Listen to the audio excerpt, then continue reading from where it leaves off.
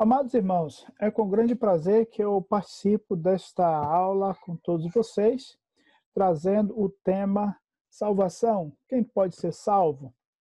Então, após essa aula, você deverá ser capaz de definir salvação e apresentar ao menos uma base bíblica de o porquê o homem necessita de salvação e apresentar o esboço com base bíblica para a salvação do pecador. O tema da nossa aula vai abordar dois questionamentos. O primeiro é salvação e o segundo é quem pode ser salvo? Ao falar de salvação, é muito importante que tenhamos uma definição do verbo salvar. Essa definição vamos verificar numa fonte secular, ou seja, não numa fonte de caráter religioso, vai ser no mini dicionário de Aurélio, para ter uma melhor compreensão do tema que iremos tratar. Ao falar de salvação, precisamos compreender bem esta palavra para ter a convicção da importância de levar o Salvador aos perdidos, ou a salvação àqueles que estão perdidos em Cristo. Quero salientar que a nossa aula não vai tratar de maneira abrangente a doutrina da soteriologia, ou seja, a doutrina da salvação, e sim de forma prática. O Deus Santo e a condição do homem, a sua necessidade de salvação e apresentar um esboço para, no poder do Espírito Santo, conduzir o pecador a Cristo, utilizando de maneira clara, por meio do diálogo, o plano de salvação baseado em vários textos bíblicos com vistas à salvação do pecador. Vamos à definição. Olhando na sua apostila, você verá aí que o mini dicionário Aurélio define assim: é tirar ou livrar da ruína, perigo ou perda total. Defender, preservar, dar salvação. Com a definição acima, precisamos lembrar que o Deus santo, justo, puro, criou o homem no estado de perfeição. O colocou no jardim do Éden para administrá-lo e governar sobre toda a criação. Deus ordenou o homem para procriar e povoar a terra. Também ordenou que não comesse do fruto da árvore do conhecimento do bem e do mal, pois se comesse, morreria. Ou seja, entraria na condição de morto, separado do Criador ou perdido, condenado à morte eterna. Aqui a gente vê a necessidade do homem de salvação. Uma vez que Adão e sua esposa desobedeceram ao que Deus ordenou, eles passaram à condição de perdidos, ou seja, necessitados de salvação. Lá em Gênesis 2, 16 e 17 diz: de toda árvore poderás comer livremente, mas da árvore do conhecimento do bem e do mal, dela não comereis, porque no dia em que dela comeres, certamente morrerás. Vamos lembrar que imediatamente após a entrada do pecado, o homem passou à condição de perdido ou morto espiritualmente, ou separado de Deus e necessitado de salvação, conforme Gênesis capítulo 3. O capítulo 3 é o capítulo que registra a queda. Nesse capítulo nós encontramos 3 pontos significativos. Primeiro, um diálogo perigoso e a queda. Gênesis 3, de 1 a 8. Segundo, o diálogo esclarecedor. Gênesis 3, de 9 a 13. E terceiro, o veredito. Gênesis 3, de 13 a 24. Deus prometeu o Redentor, o Salvador, nascido de mulher, que destruiria a serpente, Satanás ou o diabo. A gente vê isso nos versículos 14 e 15 de Gênesis capítulo 3. interpretação que a serpente como diabo, você verifica em Apocalipse 12:9 e Apocalipse 20, versículo 2. Também apresentou as devidas consequências ao homem e à mulher e os expulsou do jardim do Éden, iniciando na prática o plano de redenção. Aí nós encontramos a necessidade do homem ser redimido. Agora eu gostaria de apresentar um esboço. O esboço ele deve funcionar como uma âncora. Pense numa embarcação que está a seguir o seu percurso e precisa dar uma parada. Então a âncora é lançada. O percurso é o esboço, quando você estiver evangelizando alguém. Se esse alguém fizer uma pergunta, você tem duas opções. Uma opção é justamente lançar a âncora e responder àquela pergunta feita. Ou você pode dizer para a pessoa, ao final da nossa conversa, eu vou responder a sua pergunta, tudo bem? Se você for responder a pergunta, você tem que lançar a âncora, dar uma parada, lembrando-se de onde você parou no seu esboço. Uma vez que você respondeu a pergunta, aí você puxa a âncora e continua a seguir a sua trajetória para apresentar o plano de salvação à pessoa que você está evangelizando. Agora, eu gostaria de sugerir um esboço e eu vou explicando. Na sua apostila você tem os campos para preencher, eles estão em branco. Você, se ainda não preencheu, você deverá preencher agora. Primeiro, o motivo da salvação. Esse é o primeiro passo. Deus é santo. Deus não pode ver o pecado, por isso o nosso pecado nos separa dele. Levítico 19:2 diz: vós sereis santo, porque eu, o Senhor, vosso Deus, sou santo. 1 Pedro, capítulo 1, versículo 16, diz: o que está escrito? Sede santos, porque eu sou santo. Isso o próprio Deus tem estabelecido. Todos os homens são pecadores. Pecado é tudo que desagrada a Deus e ofende a santidade dele, a sua santidade. É desobedecer a palavra dele.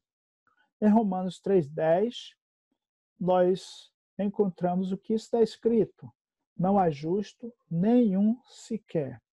Romanos 3:23, quem pecou? Todos.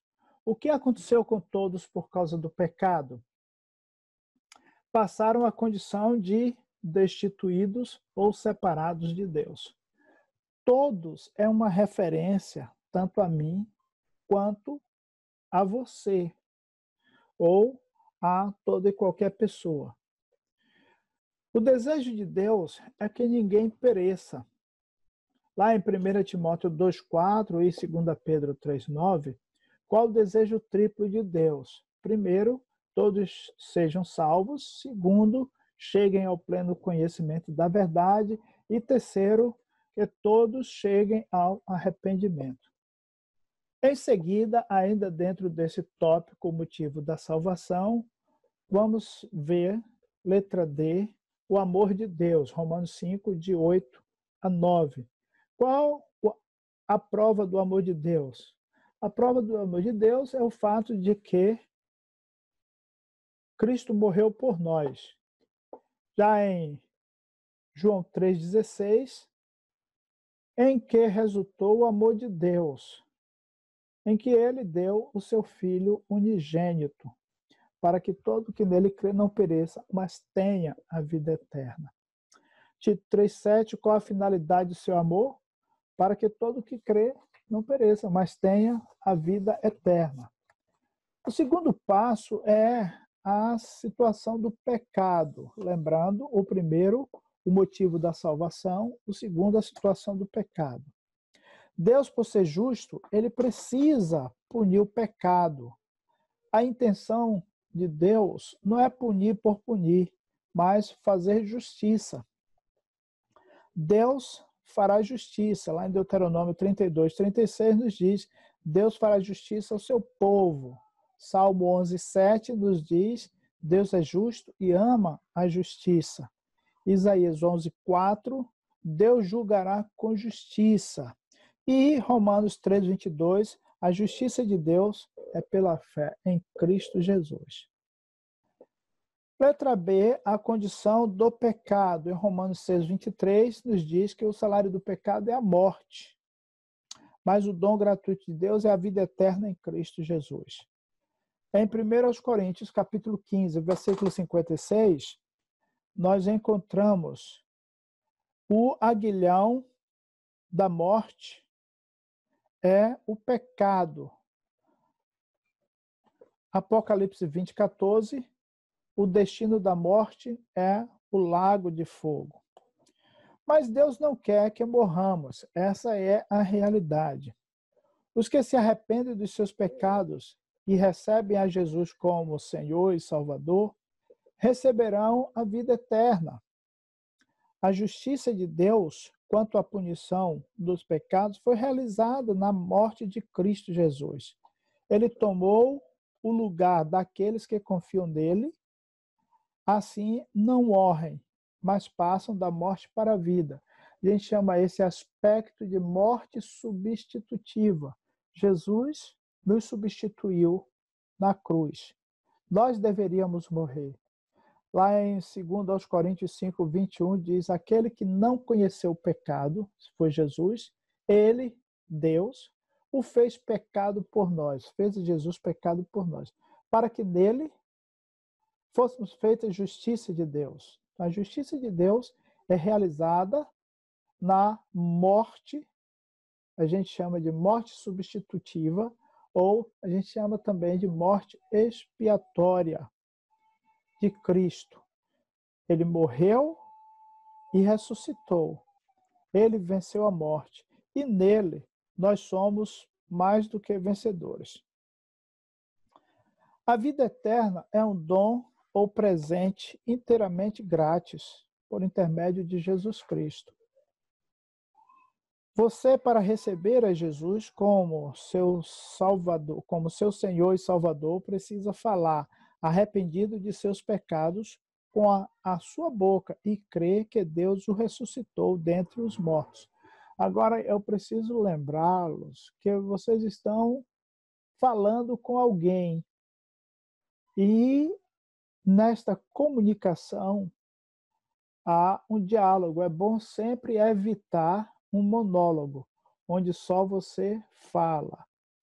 É bom você estabelecer um diálogo, uma conversa, de modo que as pessoas que vão escutá-los vão procurar compreender o que a Bíblia realmente diz. Responda com suas palavras: quem pagou o salário do pecado e nos deu a salvação gratuita? Jesus Cristo.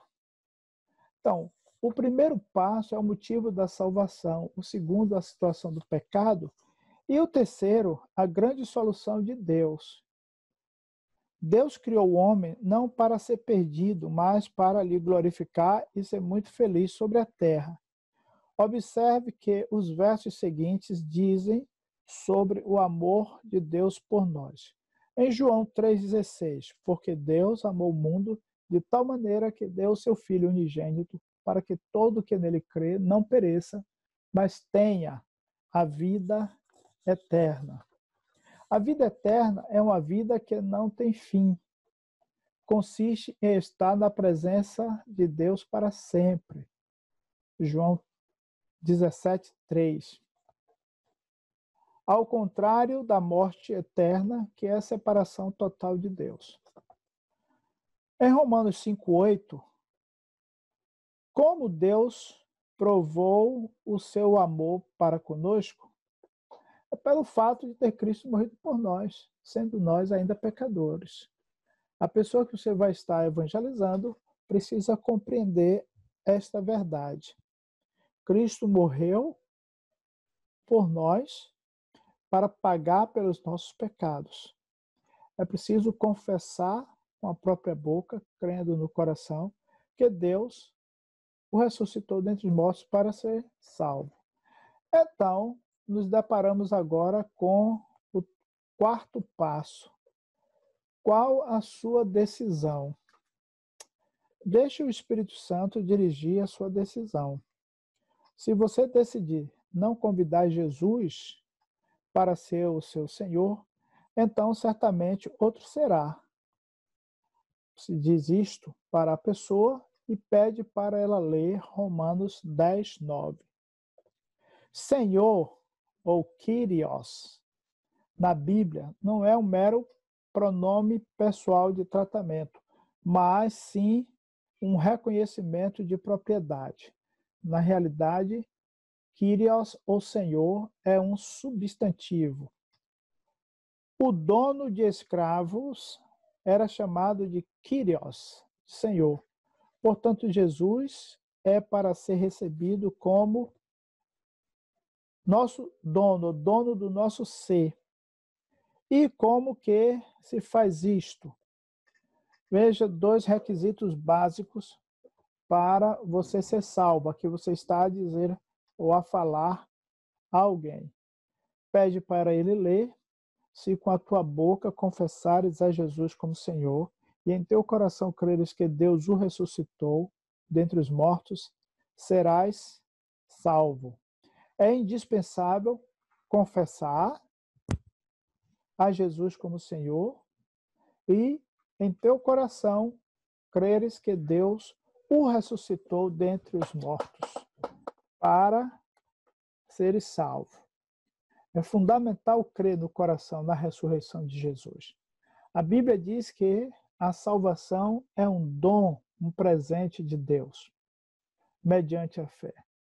Encontramos em Efésios 2, 8 e 9, porque pela graça sois salvos, mediante a fé. Isto não vem de vós, é dom de Deus, não de obras, para que ninguém se glorie. Encontramos também em Hebreus 11, 6, de fato, sem fé é impossível agradar a Deus, porquanto é necessário que aquele que se aproxima de Deus creia ou tenha fé, que ele existe e é galardoador dos que o buscam. Nós vimos até aqui como primeiro passo, motivo da salvação, segundo passo, a situação do pecado, terceiro passo, a solução de Deus, e quarto passo, nós encontramos qual a sua decisão. Por fim, o quinto passo é tenha a certeza da salvação, conforme as Escrituras assim apresentam. Uma vez que você confessou com a sua própria boca a Jesus como Senhor de sua vida, é muito importante confiar ou ter certeza quanto à salvação, pois a Bíblia não mente. Vejamos o que nos diz a Bíblia em Romanos 8:1. Agora, pois, nenhuma condenação há para os que estão em Cristo Jesus. Leia João 10, 28 e 29, que diz assim: Eu lhes dou a vida eterna, jamais perecerão eternamente, e ninguém as arrebatará da minha mão. Aquilo que meu Pai me deu é maior do que tudo, e da mão do Pai ninguém pode arrebatar. Quero deixar aqui esta tarefa também. Memorize. Primeira Epístola de João, capítulo 15, de 11 a 13. Memorize os pontos principais deste esboço para apresentá-lo a uma pessoa. Deixe-me dizer com relação a este aspecto. Quando você estiver evangelizando alguém, lembre-se de olhar nos olhos deste alguém em atitude de oração. Procure apresentar com clareza os textos bíblicos que levam a pessoa à compreensão acerca da necessidade de salvação por parte do pecador, pois ele está perdido e precisa de um redentor. o Redentor que Deus já providenciou. É muito importante lembrar também que não existe apenas um esboço, é todo um conhecimento. Eu gosto de apresentar o Evangelho utilizando 8 palavras, que é um método que está naquele livro, A História da Esperança, que é intitulado A Ponte para a Vida. As 8 palavras são Deus, homem, pecado, morte. É uma sequência lógica. Deus criou o homem perfeito e tudo o que há no mundo. Deus deu a ordem ao homem para não comer do fruto da árvore do conhecimento do bem e do mal. Então, Deus, homem. O homem comeu, aí é pecado. Com o pecado veio a morte. Deus, homem, pecado e morte. Aí o que Deus fez? Providenciou o Redentor, Cristo. O que aconteceu com Cristo? A palavra seguinte é cruz. Deus, homem, pecado, morte, Cristo, cruz. A palavra seguinte é fé. O homem precisa acreditar, exercer a fé na pessoa de Jesus Cristo. E uma vez que a pessoa exerceu a sua fé em Cristo, ela tem a vida eterna. Ok?